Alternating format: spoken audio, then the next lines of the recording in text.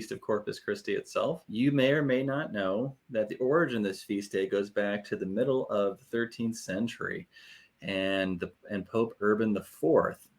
And he decides, based on several appeals from a very important saint, St. Thomas Aquinas, who says to Urban, we really need to have a mass, a feast day that just highlights the Eucharist, so focusing on the institution of this holy and saving food and this real presence of Jesus. And so Urban says, okay, but if I'm going to do this, then you're going to write all the hymns for that liturgy. And in fact, Thomas wrote 5 of them. And there he is right there. And he's staring off his space a little bit. I don't know what he's looking at, but maybe God. He's off to his right. If you want to know where God is, just look over to your right. But at any rate, he wrote 5 hymns, and you probably do know at least a couple of them. The long version, the Pange Lingua, maybe you've heard of that. Shorter versions of longer hymns that we extracted for prayers for adoration include the Tantum Ergo, don't make me sing, and the Salutaris Hostia.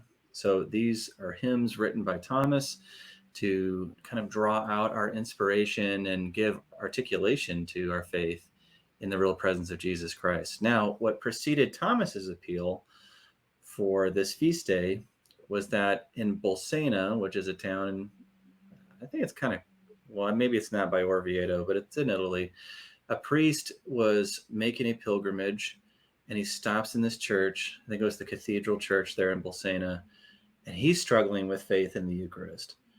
And as he's saying Mass, he's saying the words of consecration, and then all of a sudden, the host starts to kind of coagulate or whatever, and it looks like it becomes real flesh, and the chalice starts to look like real blood. And there's actually, if you go to the cathedral there in Bolsena, I think that it's still being kept there unless they moved that relic. The precious blood spilled over onto the corporal, and that blood was tested by scientists, I want to say like in the 70s or something, 1970s.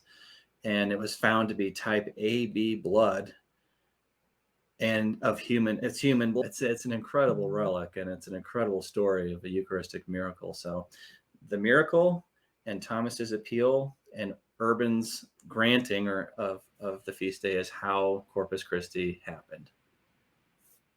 That's an amazing story. I never knew that. I've never heard that. I should have thought ahead of time. We could have pulled up some images of the relics. Yeah, how powerful. And so that is the origin of the Corpus Christi feast day, which is coming up this Sunday again. So maybe you have a special prayer in your heart as you recognize that day and reflect back on that story. Another great opportunity to go do some reading. Mm-hmm. Mm-hmm. And it also goes to show, and by the way, Thomas didn't just pull this out of a hat that he wants to have a feast day on the Eucharist. This came during a very critical time theologically in the church, when there was a lot of arguments about what exactly the Eucharist was. A lot of concerns from some theologians who took Eucharist too literally, meaning, so if I chewed on the bread, am I actually chewing Jesus so that he's like being crunched by my teeth and he feels that?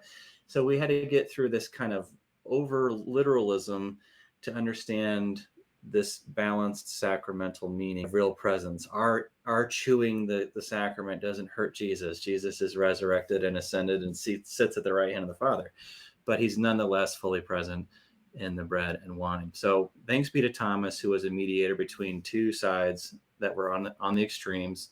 Gee, we don't know anything about extremes today in our church, do we? Or in our society. But that's also the context for this. So it wasn't like Thomas was like, you know what sounds good? How about a feast day about the Eucharist?